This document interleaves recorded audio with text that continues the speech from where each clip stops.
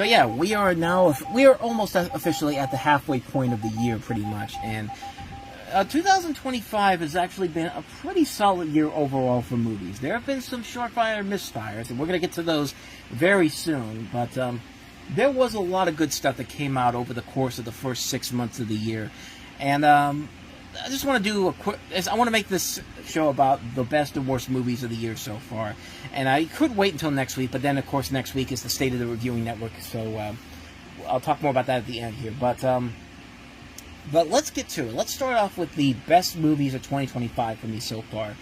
Now, this list is... Now, what's different about this list in particular for both the best and worst movies is that I'm including movies from 2024, but I'm including movies that most people didn't get to see in 2024, didn't even know about until after 2024 was over. There's several movies on this list where, I've always said that it sucks making these lists when I have to make them like before the year ends, because there are a lot of movies I do miss out on, and there was a lot of good movies that I missed out on, last year, and I figured, you know what, this year I'm going to do something different with it. I'm going to go ahead and include those movies on the list that I have here of the best and worst movies of the year. So yeah, there are going to be some 2024 movies in here, but it's my first time seeing these movies in 2025. I mean, Gene Siskel and Roger Ebert did it back in the day with their top 10 list. So I figure, what the hell, do it with mine too. So let's start off with the best movies of the year so far. And there are actually two honorable mentions on this list here. And one of them is the aforementioned Elio, which I thought started off slow, but once the kid got abducted into space and went on this adventure, that's where the movie really began to take off, and you really do start to enjoy the atmosphere, the animation, and the great chemistry between Elio and the alien character. A good cast overall here. Zoe Saldana playing his aunt, and then Brad Garrett playing the son, the father of the alien creature. And like I said, really good imagery all across the board, very well done. Very good film overall. Hopefully it will find its audience over the course of the summer in general. But another honorable mention here is The Last Showgirl, which is, of course, the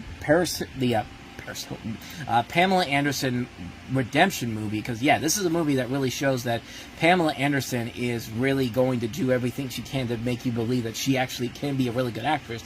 And she pays it off big time in this movie. This is a really good film that shines on this really good performance by Pamela Anderson, showing a potential for a rebirth in her acting career. And I really do think she should have been a contender for the Oscars this year, but then again, it was a stacked year for, actresses in general.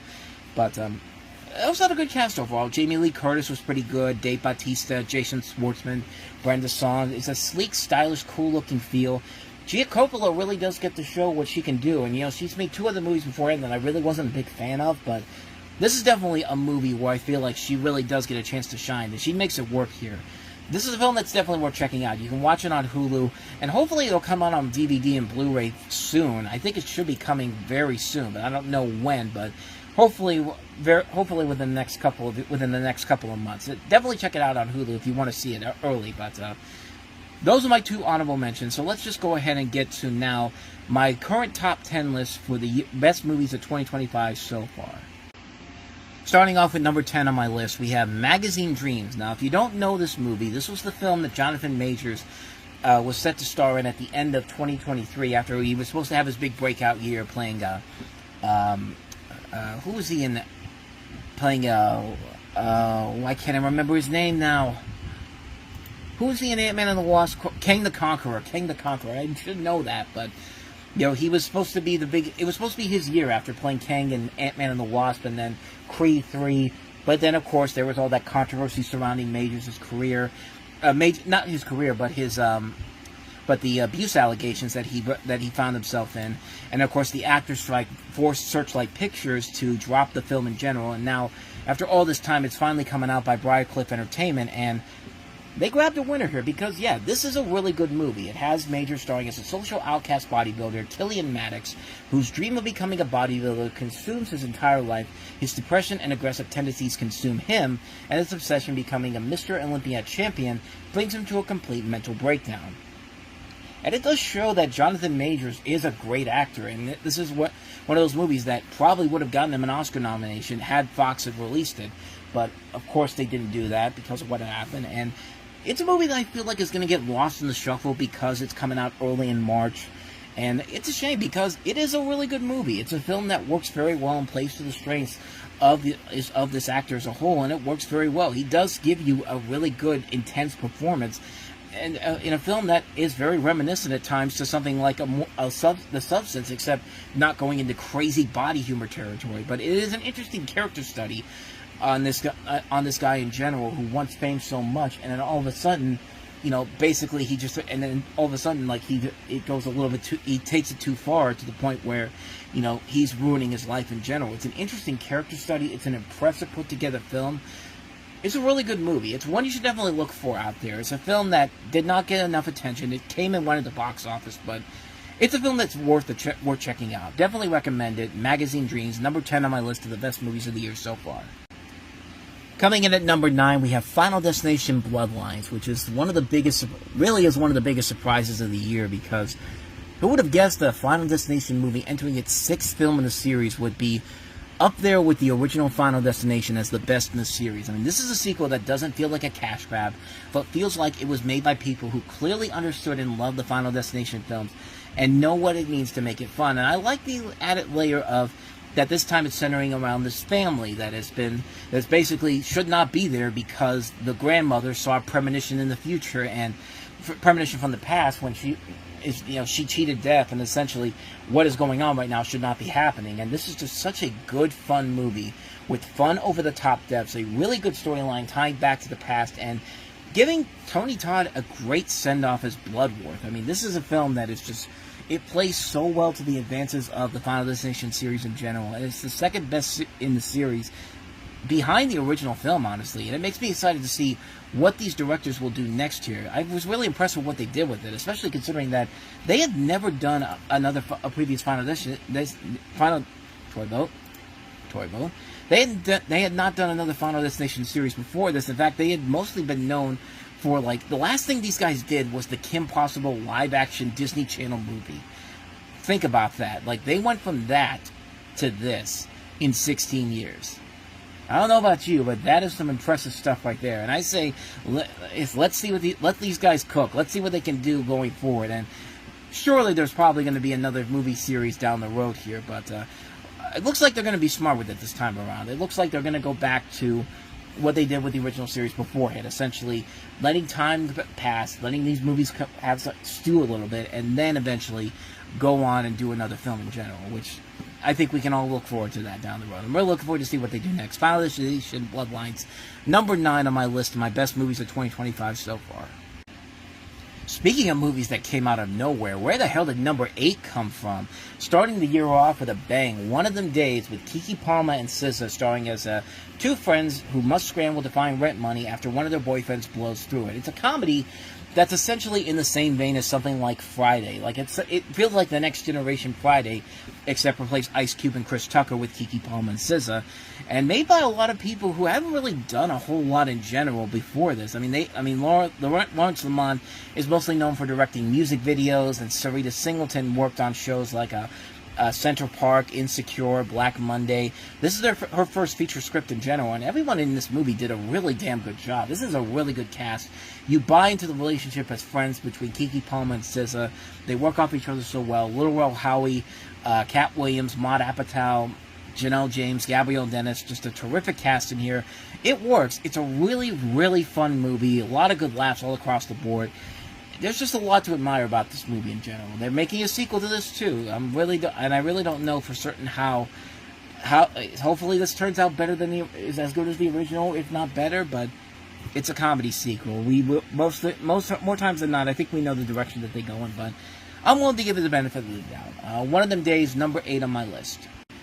At number 7, we have the return of Paddington. Paddington in Peru, which was released early in the year in February, and kind of came and went. I mean, it still made a lot of money here, but it definitely does not have the same spark as the original two movies, which then again, you don't have the same director and Paul King working on this film, and so yeah, it's going to lose a little bit of its muster, but considering how great the first two movies are and how this one is still really good in the long run, I don't think it really hurts the film in general. I think they still capture a lot of the magic and the charm of these characters. You do get invested in everybody in here, and you do like the fact that they're going on this big adventure in Peru to find his Paddington's aunt, and it just works so well. I think it's a very good film overall. It still has a lot of stuff that makes the original movie so special and so well done. I mean, these movies remind me a lot of the Babe films. I mean, the first Babe is a classic film, but nobody talks about Babe 2, Pig in the City, which is one of the most criminally underrated sequels of all time. I mean, that's a great sequel that's worth checking out. And the Paddington movies are kind of on that same track as well. Like, of course, now there's more than one movie than what Babe had, but Paddington in Peru was still very fun all across the board. I still enjoy the hell out of it. It's why it's number 7? 7, yeah, number 7 on my list. I lost my train of thought there for a second. And at number 6, we have Wallace and Gromit: Vengeance Most Foul, which was the first major new release of the new year.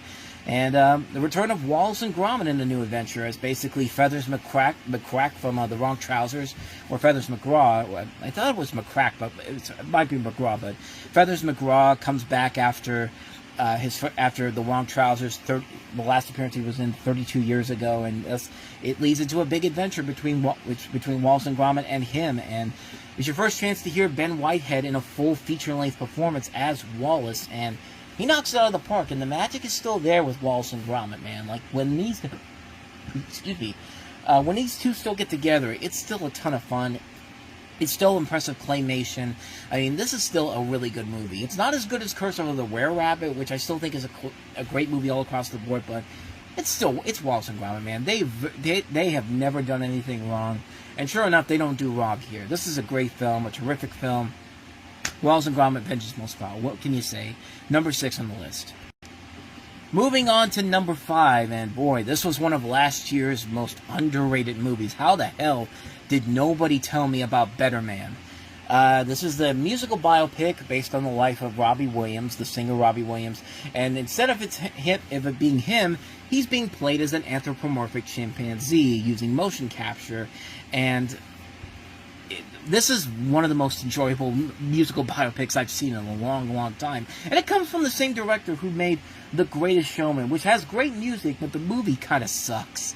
I mean, the movie is not that great in general, but the soundtrack for that movie is amazing. And this is the one where he gets it right on the nose on every single level. I haven't had this much fun with a musical biopic since Rocket Man. Like, we've had so many safe and marketable, bland biopics that seem like they're going to tell the whole story, but then in reality, they tell the story that they want to tell because they don't want to piss off the families of these people making them movies by talking about their serious ones here. But I like the fact that this movie goes all in, balls to the wall, and just has the time of their life with it. It's a fun, slick, over-the-top musical experience that I haven't had in a long, long time. One of the most bizarre concepts for a musical ever, but goddamn, it's one of the best music biopics I've ever seen. Seek Better Man out. It's bizarre, it's over-the-top, it's crazy, but I loved every single minute of it. Number 5 on my list, Robbie Williams' Better Man.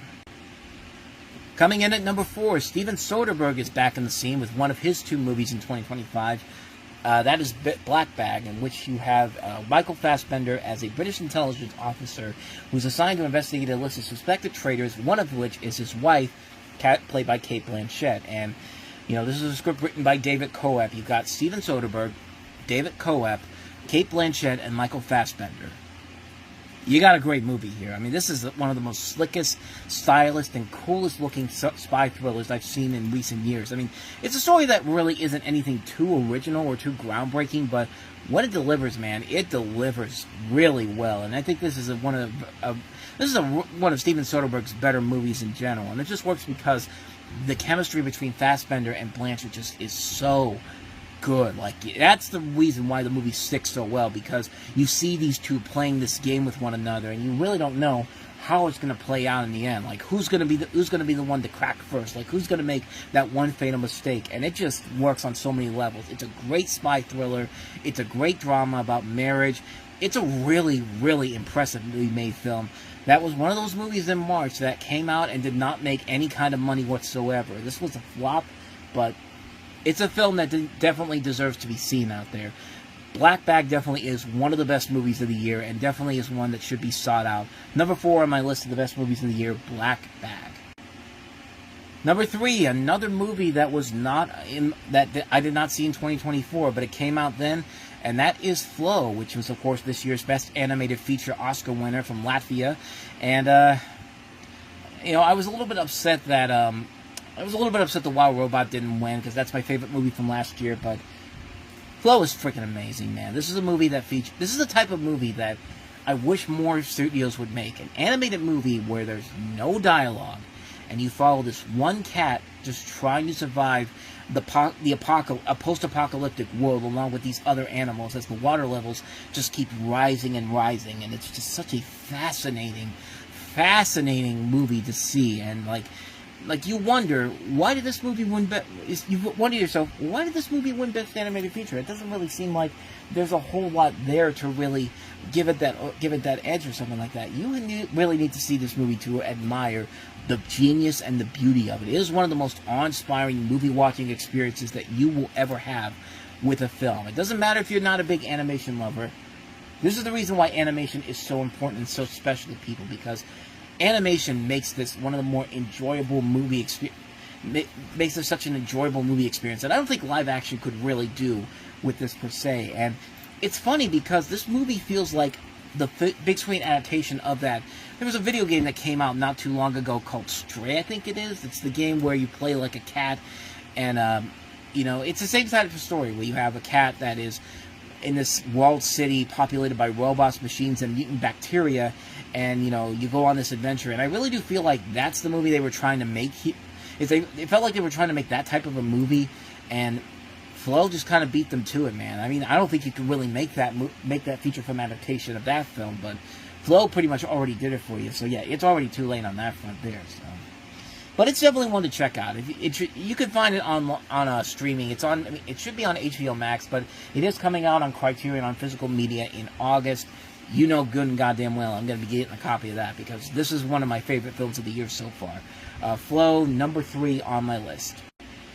Number 2, a 2D animated Looney Tunes movie finally getting released in theaters because Warner Brothers wanted nothing to do with the Looney Tunes. Thank God for Ketchup Entertainment, because they have saved the Looney Tunes in every way, shape, or form. We'll talk about why again in the second part of this, but The Day the Earth Blew Up, a Looney Tunes movie, number 2 on the list. This is the spin-off of the Looney Tunes cartoon series, created by the same man who made that series, and it features Daffy, Porky, and Petunia saving the world from a chewing gum-based alien scheme, and it's basically a sci-fi B-movie from the 50s, mixed in with a lot of modern elements. And man, this was a movie that I did everything in my power to go see this on a big screen, and it was more than worth it. This is one of the best movie-going experiences I've had in a long time, seeing a big screen 2D animated Looney Tunes movie on the big screen. But yeah, it's a great movie, man. It's a movie that I wish there was more of. I wish somebody would not be afraid of the financial responsibility, the financial restrictions of releasing a movie like this. 2D animation is dead. Animation is dead in general. But no, this movie, and the fact that everybody did everything in their power to get this movie to become somewhat profitable, for Ketchup Entertainment to go ahead and call Warner Brothers and say, "Hey, you're not going to release Coyote vs. Acme. We'll take it off your hands. We've shown that we can definitely sell this movie to more people than you could have ever done." And so, because this movie made the money, we're finally going to get to see Coyote vs. Acme. But not even because of that why this movie is great. The movie is just good fun all across the board. A movie where it's just Daffy and Porky and Petunia, and no other Looney Tunes characters whatsoever show up in here. The animation is top-notch. The comedy is great. The looniness is all over the place. The visuals are incredible. The music is great. A mixing of classic music mixed in with modern music. I mean, you've got it's the REM's "It's the End of the World" playing in here, and it does not feel like it's forced in there. It plays a part in the storyline, and is right behind. It benefited by a really, really good animated segment overall in this. The whole movie is just great fun all around, and just what more can I say, man? The Day the Earth Blew Up, a Looney Tunes movie, is one of the year's biggest achievements. It's number 2 on my list of the best movies of the year. But what is number 1? Well, let's go ahead and take a look, but I think you get a good sense of what it is. The best movie of 2025 so far, and the movie to possibly be the number 1 movie of the year, Sinners. I mean, what more can you say about this film that hasn't already been said? Michael B. Jordan starring in two roles where he plays twin brothers who return to their hometown to start again when they are confronted by a supernatural evil, basically vampires. And you have Haley Steinfeld, Jack O'Connell, Omar Miller, Delroy Lindo, and a young performer, Miles Catton, who's on his way to becoming a big star, if this movie's any indication. But it's a Ryan Coogler and Michael B. Jordan original high-concept vampire thriller that, for anyone that says originality is dead, here's a movie that not only did everything you can ask for and then some, but just created one of the more impressive and visual movie-going experiences that you will never forget. This is one of the highlights of the decade so far, and that movie that will definitely be talked about as one of the best films of the decade. When we get to 2030, when the whole decade is all said and done, this is a movie that we're going to look back on and realize that this really was one of the crowning achievements of the decade. And hopefully the Academy will remember this film come Oscar time. And the fact that it's opening very early on in the year, and you know how the Academy Awards likes to not completely avoid movies that weren't released before July. Hopefully that won't be the case with this one. The word of mouth, the box office, the critical acclaim, there's no reason why Sinners should not be considered one of the best pictures of the year at the Oscars, because it's the best movie of the year so far. No question about it. So the next 6 months worth of movies, Sinners is the film that you're going to have to try to stop as the top movie of the year for me, because this movie was one of my favorite films of the year so far, and it's going to be really, really hard to top with that one.